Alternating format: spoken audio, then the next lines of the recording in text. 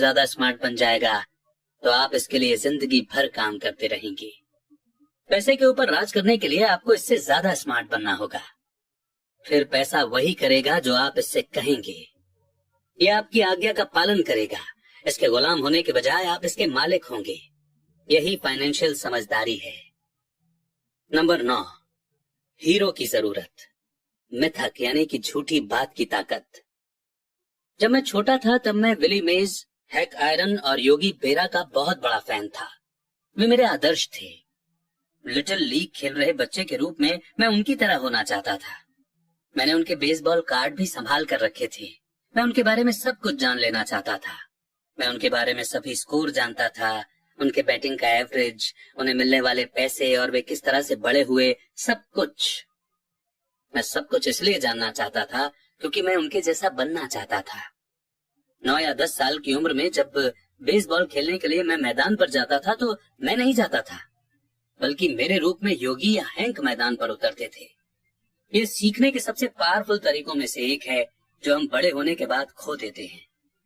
हम अपने हीरोज को खो देते हैं। हम अपने नौसिखिएपन को खो देते हैं। आज मैं अपने घर के पास छोटे बच्चों को बास्केटबॉल खेलते देखता हूँ। कोर्ट पर वे छोटे जॉनी नहीं होते, वे तो माइकल जॉर्डन, सर चार्ल्स या क्लाइड होते हैं। आइडियल हीरोज को कॉपी करना नॉलेज पाने का सच्चा और पावरफुल तरीका है। और इसलिए जब ओजी सिम्पसन की तरह का हीरो बदनाम होता है तो इतनी चीख पुकार मचती है। ये किसी कोर्ट केस से ज्यादा होता है। एक आइडियल हीरो को खो देना होता है। एक ऐसा इंसान जिसकी तरह बनने का सपना लोग बचपन से संजोए थे और वे जिसकी पूजा करते थे। अचानक हमें उस इंसान को अपनी जिंदगी से निकालना पड़ता है। जब मैं बड़ा हो गया तो मेरे हीरो बदल गए। मेरे गोल्फ के हीरो बने पीटर जैकब्सन, फ्रेड कपल्स और टाइगर वुड्स। मैं उनके शॉट को कॉपी करता हूँ और उनके बारे में सब कुछ पढ़ने की कोशिश करता हूँ। मेरे हीरोज में Donald Trump, Warren Buffett, Peter lynch, George Soros और जिम रॉजर्स भी हैं। बड़ा हो जाने के बाद मैं उनके फिगर्स उसी तरह जानता हूँ जिस तरह अपने बचपन में बेसबॉल हीरोज के फिगर्स जानता था। जब वॉरेन बफे इन्वेस्टमेंट करते हैं तो मैं उनको फॉलो करता हूँ और मार्केट के बारे में, उनके नजरिए के बारे में सब कुछ पढ़ने की कोशिश करता हूँ। मैं पीटर लिंच की बुक भी इसलिए पढ़ता हूँ ताकि स्टॉक चुनने की उनकी टेक्निक को मैं समझ सकूं। मैं डोनाल्ड ट्रंप के बारे में इसलिए पढ़ता हूँ ताकि ये जान सकूं कि वे किस तरह डील्स करते हैं। जिस तरह मैदान पर बेसबॉल के लिए बैटिंग करते जाते समय मैं खुद के रोल में नहीं था, उसी तरह जब मैं मार्केट में उतरता हूँ या मैं कोई डील करता हूँ तो मैं सबकॉन्शियसली ट्रंप की बहादुरी का अभिनय करता हूँ। या जब मैं किसी ट्रेंड को एनालाइज करता हूँ तो मैं उसे इस तरह देखता हूँ जैसे पीटर लिंच ये काम कर रहे हों। आइडियल हीरो होने से हम अपनी हाईएस्ट टैलेंट के सोर्स का इस्तेमाल करते हैं, पर आइडियल हीरो हमें इंस्पायर करने से भी ज्यादा काम करते हैं। वे चीजों को ज्यादा आसान बना देते हैं। चीजें आसान दिखने के कारण हम भी उन्हीं की तरह बनना चाहते हैं। अगर वे ऐसा कर सकते हैं तो मैं भी ये कर सकता हूँ। जब इन्वेस्टमेंट की बात आती है तो ज्यादातर लोग इसे बहुत मुश्किल समझते हैं। इसके बजाय उन्हें आइडियल हीरो की तलाश करनी चाहिए जो इसे आसान बना देते हैं। नंबर 10, सिखाओ और आपको हासिल होगा देने की शक्ति। मेरे दोनों डैडी टीचर थे। मेरे अमीर डैडी ने मुझे ऐसा सबक सिखाया जो मेरे साथ जिंदगी भर चल रहा है, और वो सबक था परोपकार करना या देना। मेरे पढ़े लिखे डैडी ने अपने समय और ज्ञान के द्वारा दूसरों को बहुत दिया, पर शायद ही कभी अपना पैसा दिया हो। जैसा मैं बता चुका हूँ कि वे कहा करते थे कि वे तभी देंगे जब उनके पास कुछ एक्स्ट्रा पैसा होगा, और उनके पास कभी भी एक्स्ट्रा पैसा नहीं होता था। मेरे अमीर डैडी ने पैसा भी दिया और एजुकेशन भी। वे देने के प्रिंसिपल में पक्का यकीन रखते थे। अगर आपको कुछ चाहिए तो आपको पहले कुछ देने की जरूरत है। वे हमेशा कहा करते थे कि जब उनका हाथ तंग होता था तब भी वे अपने चर्च या अपनी पसंदीदा चैरिटेबल ऑर्गेनाइजेशन को दान देते थे। अगर मैं आपके पास कोई विचार छोड़ना चाहता हूँ तो वो ये विचार यही होगा कि जब आपको किसी चीज की कमी या जरूरत महसूस हो तो पहले उस चीज को दें। बाद में वो बाल्टियों में भरकर आपके पास लौट आएगी। ये पैसा, मुस्कुराहट, प्रेम, दोस्ती सभी के बारे में सही है। मैं जानता हूँ कि कोई भी इंसान ऐसा नहीं करना चाहेगा, पर मैंने ऐसा किया है और इससे फायदा भी उठाया है। मैं विश्वास करता हूँ कि लेने देने का प्रिंसिपल सही है और इसलिए मैं वही चीज देता हूँ जो मैं पाना चाहता हूँ। मुझे पैसा चाहिए इसलिए मैं पैसा देता हूँ और ये कई गुना होकर मेरे पास वापस आ जाता है। मैं सेल्स बढ़ाना चाहता हूँ इसलिए मैं किसी और आदमी की कोई चीज बेचने में मदद कर देता हूँ और मेरी सेल्स बढ़ जाती है। अगर मैं अपने कॉन्टैक्ट बढ़ाना चाहता हूँ और मैं किसी और के कॉन्टैक्ट बढ़ाने में मदद कर देता हूँ और जादू की तरह मेरे भी कॉन्टैक्ट बढ़ जाते हैं। मैंने सालों पहले एक कहावत सुनी थी, भगवान को कुछ नहीं चाहिए पर इंसान को देना चाहिए। मेरे अमीर डैडी अक्सर कहा करते थे, गरीब लोग अमीरों से ज्यादा लालची होते हैं। उन्होंने इसे समझाते हुए कहा था कि अगर कोई इंसान अमीर है तो वो दूसरों द्वारा चाही गई कुछ चीज दे रहा है। मेरे जीवन में, मेरे तमाम सालों में जब भी मैंने पैसे की कमी या जरूरत महसूस की है तो मैंने पहले अपने दिल को टटोला है कि मैं क्या चाहता हूँ और फिर इसे देने का फैसला किया है और जब मैंने दिया है तो ये हमेशा मेरे पास वापस लौटा है। ये मुझे उस आदमी की कहानी याद दिलाता है जो सर्दियों की ठंडी रात में लकड़ियां लेकर बैठा है और पास में ही धीमे धीमे जल रहे चूल्हे पर चिल्ला रहा है, जब तुम मुझे गर्मी दोगे तब मैं कुछ लकड़ियां तुम्हारे अंदर डालूंगा। और जब पैसे, प्रेम, सुख, सेल्स और कॉन्टैक्ट्स की बात आती है तो हर इंसान को यही याद रखने की जरूरत है कि जो आप चाहते हैं पहले आप उसे दें और ये कई गुना होकर आपके पास लौट आएगा। कई बार यही सोचने का प्रोसेस कि मैं क्या चाहता हूँ और इसे किसी और को किस तरह दे सकता हूँ, मेरे अंदर उदारता का भाव आने लगता है। जब भी मैं ये देखता हूँ कि लोग मेरी तरफ देखकर नहीं मुस्कुरा रहे हैं तो मैं आराम से मुस्कुराना और हेलो करना शुरू कर देता हूँ और जादू की तरह मेरे आसपास अचानक बहुत से मुस्कुराने वाले जमा हो जाते हैं। ये सच है कि आपकी दुनिया सिर्फ आपका दर्पण है। तो मैं इसलिए कहता हूँ कि सिखाओ और आपको मिलेगा। मैंने पाया है कि मैं सीखने वालों को जितनी गंभीरता से जितना ज्यादा सिखाता हूँ, मैं भी उतना ही ज्यादा सीखता हूँ। अगर आप पैसे के बारे में सीखना चाहते हैं तो इसे किसी और को सिखाएं। ऐसा करने से आपके दिमाग में बहुत से नए विचारों और फॉर्मूलों की बाढ़ आ जाएगी। ऐसे भी समय आए हैं जब मैंने दिया है और कुछ भी वापस नहीं लौटा, या जो मुझे मिला वो मैं नहीं चाहता था। पर करीबी जांच और सेल्फ एनालिसिस से मुझे पता चला कि उन मामलों में मैं देने के लिए नहीं दे रहा था बल्कि पाने के लिए दे रहा था। मेरे डैडी ने टीचर्स को सिखाया और वे एक मास्टर टीचर बन गए। मेरे अमीर डैडी ने यंग लोगों को अपना बिजनेस करने का तरीका सिखाया। मैं पीछे पलट कर देखता हूँ कि ये सीखने वालों की अपनी नॉलेज के प्रति उदारता ही थी जिसके कारण वे ज्यादा स्मार्ट बन गए। इस दुनिया में ऐसी ताकतें हैं जो हमसे ज्यादा स्मार्ट हैं। आप वहाँ खुद अपने दम पर पहुँच सकते हैं, पर उन ताकतों की मदद से वहाँ पहुँचना ज्यादा आसान होता है। आपको बस करना इतना ही है कि आप उदार हो जाएं और वे ताकतें भी आपके प्रति उदार हो जाएंगी। और एक से बढ़कर एक लेसन देता हुआ चैप्टर 9 यहीं पर रुकता है। चैप्टर नंबर 10, और ज्यादा चाहिए। कुछ काम जो आपको करने चाहिए। हो सकता है कि कई लोग मेरे 10 स्टेप से संतुष्ट ना हो। उनकी नजर में ये फिलॉसफी ज्यादा है और इसमें काम की बातें कम है। मैं मानता हूँ कि फिलॉसफी भी उतनी ही इम्पोर्टेंट है जितनी की काम की बातें। ऐसे कई लोग हैं जो सोचने के बजाय करना चाहते हैं और ऐसे लोग भी हैं जो सोचते हैं पर करते कुछ नहीं है। मैं यही कहूंगा कि मैं दोनों तरह के लोगों का कॉम्बिनेशन हूँ। मैं नए विचारों को पसंद करता हूँ और मैं काम करना भी पसंद करता हूँ। तो उन लोगों के लिए जो किस तरह शुरू करें के बारे में कुछ बातें जानना चाहते हैं, मैं शॉर्ट में कुछ ऐसी बातें बताऊंगा जो मैं करता हूँ। आप जो कर रहे हैं वो करना बंद कर दें। दूसरे शब्दों में, छुट्टी लें और ये असेस करें कि कौन सी चीज काम आ रही है और कौन सी चीज काम नहीं आ रही है। पागलपन की डेफिनेशन यही है कि आप वही चीज करते चले जाएं और अलग रिजल्ट की उम्मीद करें।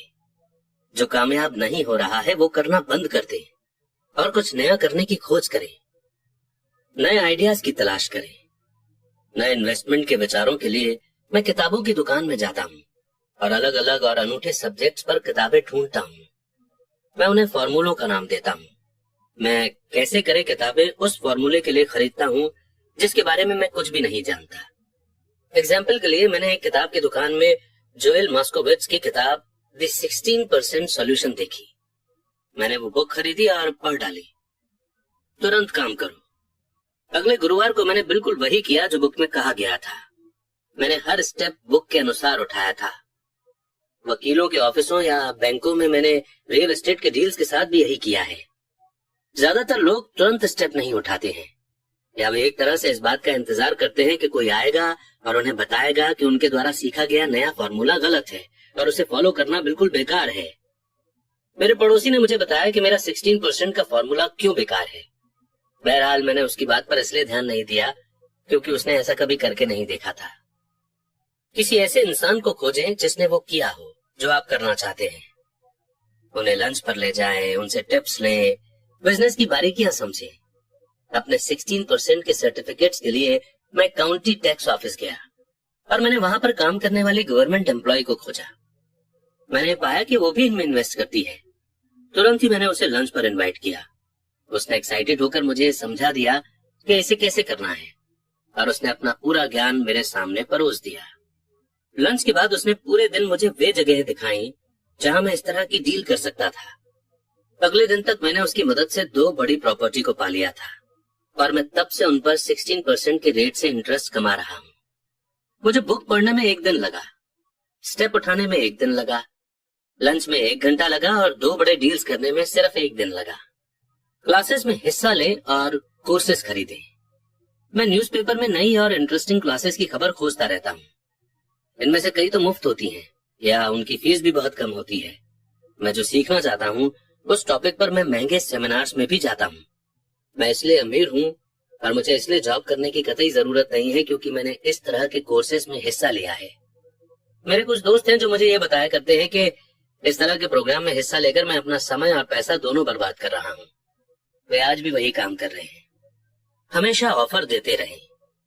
जब भी मैं कोई रियल एस्टेट की प्रॉपर्टी चाहता हूँ तो मैं कई प्रॉपर्टीज देखता हूँ और आमतौर पर एक ऑफर लिख देता हूँ। अगर आप नहीं जानते कि सही ऑफर क्या होना चाहिए तो ये मैं भी नहीं जानता। ये तो रियल एस्टेट एजेंट का काम है। वे ऑफर बना देते हैं, मैं कम से कम काम करता हूँ। मेरी एक दोस्त चाहती थी कि मैं उसे अपार्टमेंट हाउस खरीदना सिखाऊं। एक शनिवार को वो, उसका एजेंट और मैं गए और हमने 6 अपार्टमेंट हाउस देखे। 4 तो घटिया थे पर 2 अच्छे थे। मैंने उसे कहा कि वो सभी 6 पर ऑफर लिखे और मालिकों द्वारा मांगी गई कीमत से आधी का ऑफर दे। ये सुनते ही उसे और उसके एजेंट को दिल का दौरा पड़ते पड़ते बचा। उनके हिसाब से बदतमीजी होती और इससे मकान मालिकों को बुरा लग सकता था, पर मैं असल में नहीं सोचता कि एजेंट इतना हार्डवर्क करना चाहता था। इसलिए उन्होंने कुछ नहीं किया और वे एक बेहतर सौदे की तलाश में चले गए। उन्होंने कभी कोई ऑफर नहीं दिया और वो आज भी सही कीमत पर सही डील के लिए भटक रही है।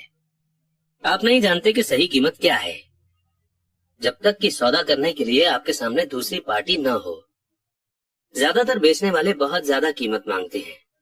ये बहुत कम ही होता है कि कोई बेचने वाला असल में ऐसी कीमत मांगे जो रियल वैल्यू से कम हो। इस कहानी से हमें यह सीख मिलती है कि हमें ऑफर देना चाहिए। जो लोग इन्वेस्टर नहीं होते उन्हें ये समझ नहीं होती कि कोई चीज बेचना कितना मुश्किल होता है। मेरे पास एक रियल एस्टेट की प्रॉपर्टी थी जिसे मैं महीनों से बेचना चाहता था। मैंने किसी भी चीज का स्वागत किया होता, मुझे इस बात से कोई फर्क नहीं पड़ता कि कीमत कितनी कम थी। अगर मुझे 10 जानवरों का भी ऑफर किया होता तो मैं खुश हो गया होता। ऑफर की कीमत से नहीं, बल्कि इस बात से कि कोई तो मेरी प्रॉपर्टी में रुचि रखता है। इसके जवाब में मैं पूरे के पूरे जानवर के फार्म को हासिल करने की कोशिश करता। तो ये खेल इस तरह से खेला जाता है। खरीदने और बेचने का यह खेल बड़ा मजेदार होता है। इस बात का हमेशा ध्यान रखें, ये मजेदार है और ये सिर्फ एक खेल है। ऑफर देते रहें, कोई तो कभी हाँ कहेगा। और मैं हमेशा अपने ऑफर के बचाव के लिए एक लाइन डाल देता हूँ। रियल एस्टेट में मैं हमेशा अपने ऑफर में लिखता हूँ कि बिजनेस पार्टनर की सहमति के बाद ही यह समझौता फाइनल माना जाएगा। मैं ये कभी नहीं बताता कि मेरा बिजनेस पार्टनर कौन है। ज्यादातर लोग ये नहीं जानते कि मेरी बिजनेस पार्टनर मेरी बिल्ली है। अगर वे ऑफर को मान लेते हैं और मैं सौदा नहीं करना चाहता तो मैं घर फोन लगाता हूँ और अपनी बिल्ली से बात कर लेता हूँ। मैं ये अजीबोगरीब किस्सा इसलिए बता रहा हूँ ताकि आप ये जान सकें कि ये खेल कितना आसान है। ज्यादातर लोग चीजों को बहुत ज्यादा कॉम्प्लेक्स बना देते हैं और उन्हें काफी गंभीरता से लेते हैं। एक अच्छा सौदा खोजना या सही बिजनेस ढूंढना, सही लोग या सही इन्वेस्टर ढूंढना दरअसल डेटिंग की तरह ही है। आपको मार्केट में जाना होता है और बहुत से लोगों से बात करनी होती है और बहुत से ऑफर देने होते हैं। कई ऑफरों का जवाब देना होता है, चर्चा करनी होती है, एक्सेप्ट या रिजेक्ट करना होता है। मैं जानता हूँ कि ऐसे भी कई अकेले लोग होते हैं जो घर पर बैठकर फोन की घंटी बजने का इंतजार करते रहते हैं। पर जब तक आप सिंडी क्रॉफर्ड या टॉम क्रूज नहीं हो, मैं सोचता हूँ कि आपके लिए बेहतर तो यही होगा कि आप मार्केट में जाएं, चाहे सुपरमार्केट में ही चले जाएं, खोजें, ऑफर दें, रिजेक्ट करें, बार्गेनिंग करें और एक्सेप्ट करें। यह जिंदगी में हर चीज के बारे में रिपीट किया जाने वाला प्रोसेस है। महीने में एक बार किसी फिक्स जगह से 10 मिनट तक जॉगिंग करते हुए या टहलते हुए या गाड़ी चलाते हुए निकले। मैंने अपने कुछ बेहतरीन रियल एस्टेट इन्वेस्टमेंट तो जॉगिंग करते समय ही खोजे हैं। मैं 1 साल तक किसी भी फिक्स दायरे में जॉगिंग करता था। मैं बदलाव को देखता रहता था। किसी भी डील में फायदे के लिए 2 एलिमेंट का होना जरूरी है, एक तो डील और दूसरा बदलाव।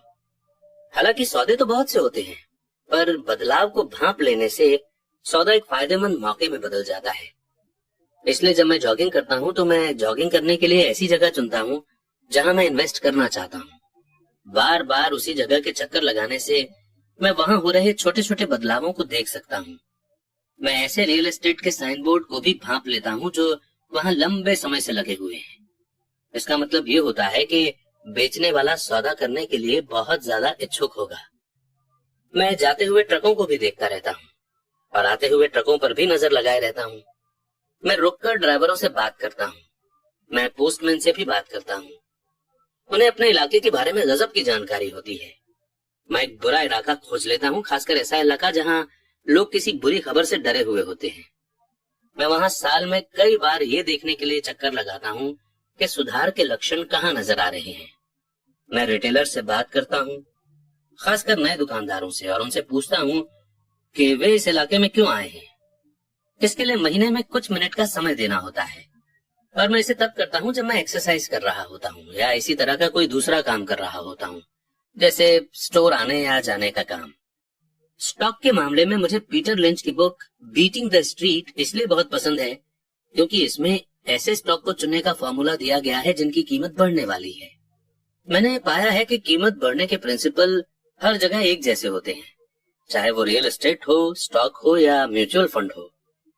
नया पालतू कुत्ता हो, नया घर हो, नया जीवन साथी हो या लॉन्ड्री के डिटर्जेंट पर बार्गेनिंग हो, प्रोसेस लगभग वही रहता है। आपको ये जानने की जरूरत होती है कि आप किसकी तलाश कर रहे हैं और इसके बाद आपको उसे तलाशना होता है। कस्टमर हमेशा गरीब क्यों रहेंगे? जब सुपरमार्केट में कोई सेल लगती है, जैसे टॉयलेट पेपर की, तो कस्टमर दौड़कर स्टॉक इकट्ठा कर लेते हैं। जब स्टॉक मार्केट में सेल लगती है, जिसे आमतौर पर क्रैश या उतार या सुधार कहा जाता है, तो कस्टमर इससे दूर भाग जाते हैं। जब सुपरमार्केट अपनी कीमतें बढ़ा देता है, तो कस्टमर कहीं और जाकर खरीदारी करते हैं। जब स्टॉक मार्केट अपनी कीमतें बढ़ा देता है, तो कस्टमर खरीदना शुरू कर देते हैं। सही जगहों पर खोजें। मेरे पड़ोसी ने कॉन्डोमिनियम यानी कि रियल एस्टेट $1 लाख में खरीदा। मैंने उसके बगल में वैसा ही कॉन्डोमिनियम $50,000 में खरीदा। उसने मुझे बताया कि वो कीमतों के बढ़ने का इंतजार कर रहा है। मैंने उससे कहा कि फायदा खरीदते समय होता है, न कि बेचते समय। उसने एक ऐसे रियल एस्टेट ब्रोकर को चुना था जिसकी खुद की कोई प्रॉपर्टी नहीं थी।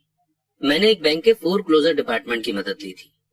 मैंने एक क्लास में $500 की फीस देकर यह सीखा था कि ऐसा कैसे किया जा सकता है। मेरे पड़ोसी का विचार था कि रियल एस्टेट के इन्वेस्टमेंट की क्लास के लिए $500 की फीस बहुत महंगी थी। उसने कहा कि उसके पास न तो इतने पैसे हैं और न ही समय, इसलिए अब वो कीमत बढ़ने का इंतजार कर रहा है। मैं पहले तो उन लोगों की तलाश करता हूँ जो खरीदना चाहते हैं, फिर मैं उस आदमी को ढूंढता हूँ जो बेचना चाहता है।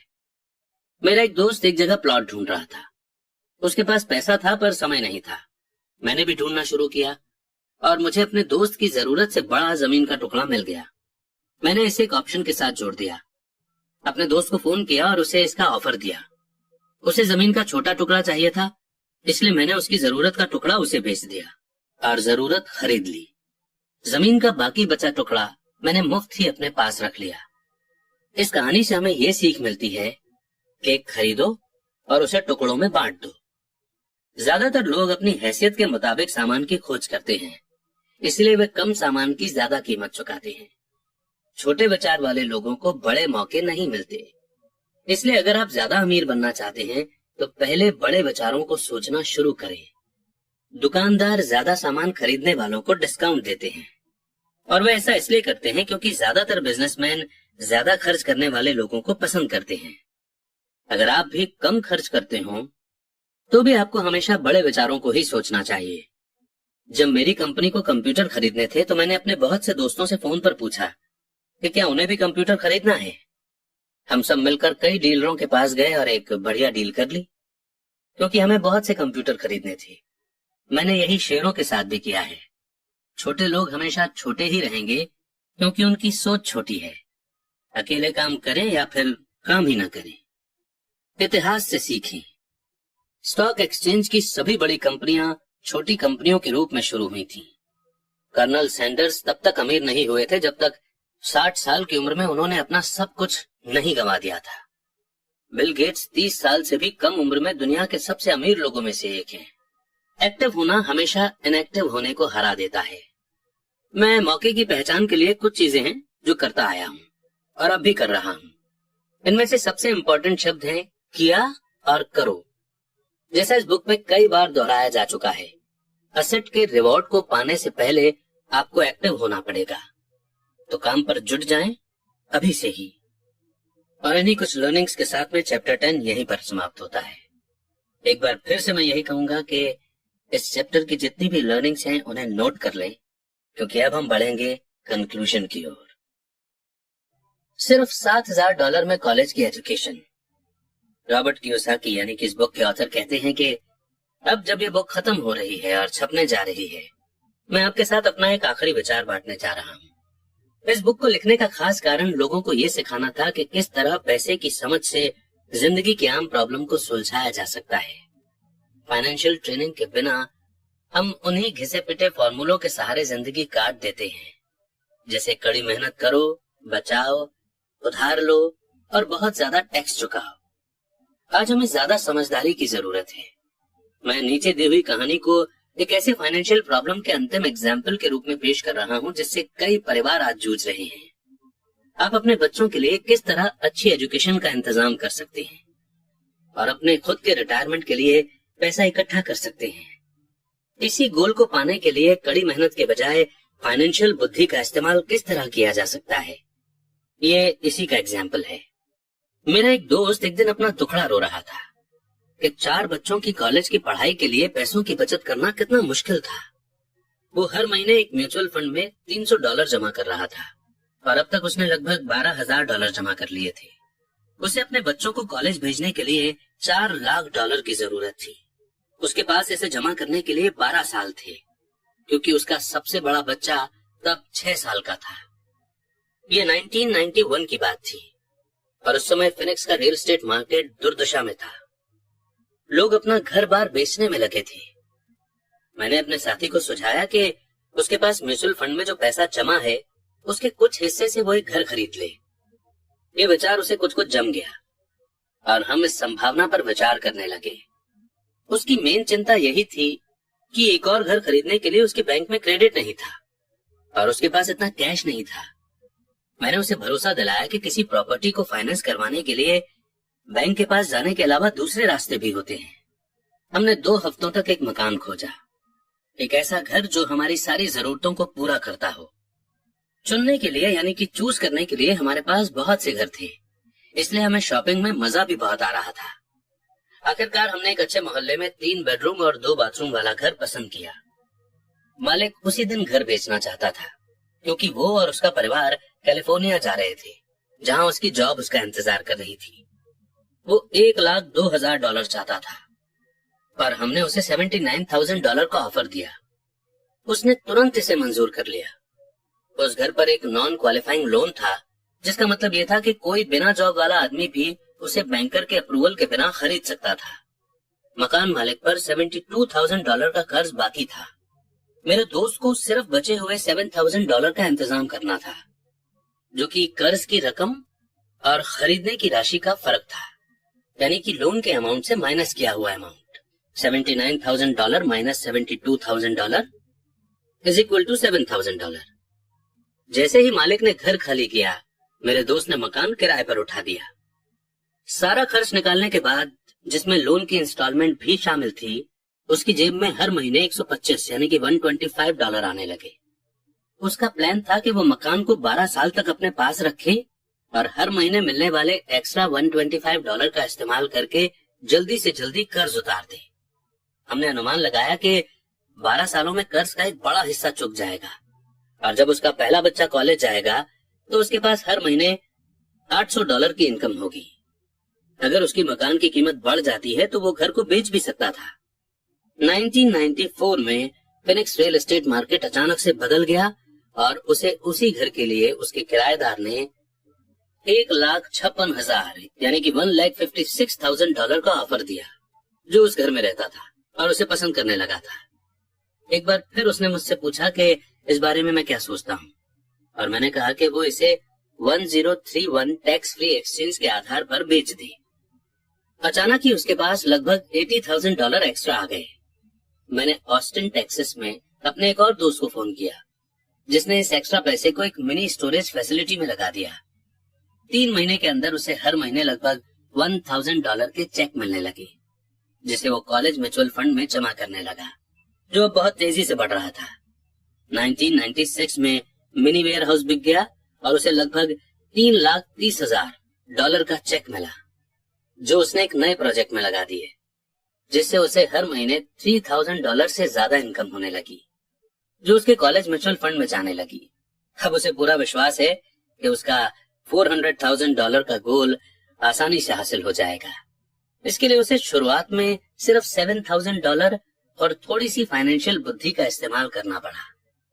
उसके बच्चों को अब उतनी अच्छी एजुकेशन मिल सकती है जो वो हासिल करना चाहते हैं और वो अपने ओरिजिनल कैपिटल का इस्तेमाल अपने रिटायरमेंट के लिए कर सकता है, जो अभी उसने सी कॉर्पोरेशन में इन्वेस्ट की हुई है। इस सक्सेसफुल इन्वेस्टमेंट स्ट्रेटेजी के कारण अब वो जल्दी ही रिटायरमेंट ले सकता है। इस बुक को सुनने के लिए धन्यवाद। मुझे आशा है कि इससे आपको कुछ फाइनेंस से रिलेटेड नॉलेज मिली होगी कि किस तरह पैसे की ताकत का इस्तेमाल किया जाए, पैसा आपके लिए काम करे। आज हमें बचे रहने के लिए भी पैसे की समझ की जरूरत है। ये विचार कि पैसा बनाने के लिए पैसे की जरूरत होती है, फाइनेंशियल रूप से ना समझ लोगों का विचार होता है। इसका ये मतलब नहीं है कि वे समझदार नहीं हैं। इसका मतलब सिर्फ इतना है कि उन्होंने पैसा बनाने की स्किल अभी नहीं सीखी है। पैसा सिर्फ एक थॉट है। अगर आप पैसा कमाना चाहते हैं तो सिर्फ अपने थॉट्स को बदल लें। हर सेल्फ मेड आदमी ने छोटे स्केल पर एक थॉट से शुरुआत की थी और बाद में इसे बड़ा किया था। यही इन्वेस्टमेंट के बारे में भी अप्लाई होता है। शुरू करने के लिए सिर्फ कुछ डॉलर ही काफी हैं और बाद में इनसे बड़ी रकम बनाई जा सकती है। मैं ऐसे बहुत से लोगों से मिला हूं जो जिंदगी भर किसी बड़ी डील के पीछे भागते रहते हैं या बड़ी डील के लिए बहुत सा पैसा जुटाते रहते हैं, पर मेरी नजर में ये मूर्खता है। ज्यादातर मैंने नासमझ इन्वेस्टर्स को अपना बड़ा अंडा एक ही कॉन्ट्रैक्ट में लगाते हुए और इस कारण उन्हें तेजी से बर्बाद होते हुए देखा है। वे अच्छे काम करने वाले हो सकते हैं, वे अच्छे सिटीजन हो सकते हैं, पर वे अच्छे इन्वेस्टर नहीं थे। पैसे के बारे में एजुकेशन और बुद्धि इम्पोर्टेंट है। जल्दी शुरुआत करें, कोई बुक खरीदें, किसी सेमिनार में जाएं, प्रैक्टिस करें, छोटी शुरुआत करें। मैंने 6 साल से भी ज्यादा कम समय में $5,000 को $10 लाख की प्रॉपर्टी में बदला है, जिससे हर महीने $5,000 यानी कि $5,000 का कैश फ्लो आता है। पर मैंने ये बचपन से सीखा है। मैं आपको सीखने के लिए इसलिए एनकरेज करता हूँ क्योंकि ये इतना मुश्किल नहीं है। दरअसल एक बार आपको इसकी लत पड़ जाए तो आपके लिए ये आसान हो जाएगा। मैं समझता हूँ कि मैंने अपना मैसेज बहुत क्लियर तरीके से पहुंचा दिया है। आपके हाथ में क्या है, इस बात का फैसला इस बात से होता है कि आपके दिमाग में क्या है। पैसा सिर्फ एक थॉट है। एक बहुत बढ़िया बुक है थिंक एंड ग्रो रिच। इसका टाइटल ये नहीं है कि कड़ी मेहनत कीजिए और अमीर बनिए। ये सीखें कि किस तरह आप पैसे से अपने लिए कड़ी मेहनत करवा सकते हैं और आपकी जिंदगी किस तरह ज्यादा आसान और सुखद हो सकती है। आज इस बात की जरूरत है कि आप सेफ गेम खेलने के बजाय स्मार्ट बने और अपनी बुद्धि का इस्तेमाल करें। रॉबर्ट कियोसाकी का एक एजुकेशनल कमर्शियल। 3 तरह की इनकम। अकाउंटिंग की दुनिया में 3 अलग अलग तरह की इनकम होती है। एक अर्न्ड इनकम, दूसरा पैसिव इनकम और तीसरा पोर्टफोलियो इनकम। जब मेरे असली डैडी ने मुझसे कहा था स्कूल जाओ अच्छे नंबर लाओ और एक सिक्योर जॉब खोजो। तो वे मुझे ये सुझाव दे रहे थे कि मैं अर्नड इनकम के लिए काम करूं।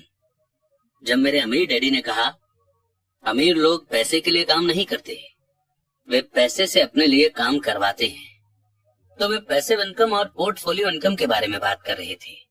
ज्यादातर मामलों में पैसिव इनकम रियल एस्टेट के इन्वेस्टमेंट से हासिल होती है। पोर्टफोलियो इनकम पेपर एसेट से मिलती है। पेपर एसेट्स यानी कि स्टॉक, बॉन्ड और म्यूचुअल फंड। पोर्टफोलियो इनकम वो इनकम है जिससे बिल गेट्स दुनिया के सबसे अमीर आदमी बन गए। वे अर्नड इनकम के द्वारा अमीर नहीं बने। अमीर डैडी कहा करते थे, अमीर बनने की चाबी है अर्नड इनकम को पैसिव इनकम और पोर्टफोलियो इनकम में जितनी जल्दी संभव हो सके बदलने की काबिलियत।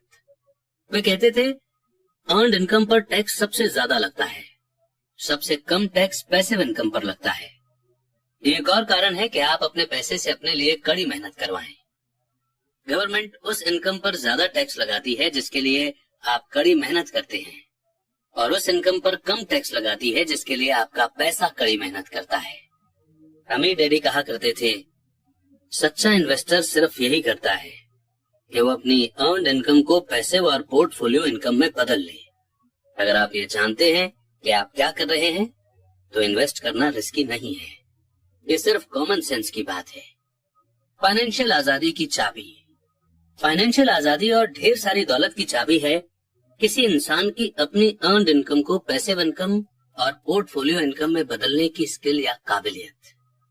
यही वो स्किल है जिसे माइक और मुझे सिखाने में मेरे अमीर डैडी ने इतना ज्यादा समय लगाया।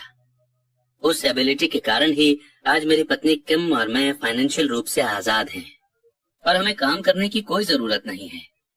हम सिर्फ इसलिए काम करते हैं क्योंकि हमें काम करना अच्छा लगता है। आज हम एक रियल एस्टेट इन्वेस्टमेंट कंपनी के मालिक हैं जिससे हमें पैसिव इनकम मिलती है, और हम पोर्टफोलियो इनकम के लिए शेयर मार्केट में आईपीओ या पर्सनल रूप से भाग लेते हैं। हमने अपनी पार्टनर शेरॉन लेक्टर के साथ मिलकर ये फाइनेंशियल इंटेलिजेंस कंपनी भी बनाई है, जो बुक्स, टेप और गेम्स बनाती है और पब्लिश करती है। हमारे सभी एजुकेशनल प्रोडक्ट इस तरह बनाए गए हैं कि लोग वही सीख सकें जो मेरे अमीर डैडी ने मुझे सिखाया था। वे स्किल्स जिनके द्वारा अर्नड इनकम को पैसिव और पोर्टफोलियो इनकम में बदला जा सकता है। मेरे अमीर डैडी कहा करते थे, एक सच्चा इन्वेस्टर ऊपर जाने वाली मार्केट और नीचे आने वाली मार्केट दोनों में ही पैसे कमा सकता है। उनके ज्यादा पैसे कमाने के कारणों में एक ये होता है कि उनमें ज्यादा कॉन्फिडेंस होता है। अमीर डैडी कहा करते थे, उनमें ज्यादा कॉन्फिडेंस इसलिए होता है क्योंकि उन्हें हारने का डर कम होता है। दूसरे शब्दों में, एवरेज इन्वेस्टर उतना ज्यादा पैसा इसलिए नहीं कमा पाता क्योंकि उसे पैसा गंवाने का डर होता है। और इसी मोड़ पर बिल्कुल प्रैक्टिकल नॉलेज देती हुई ये बुक यहीं पर समाप्त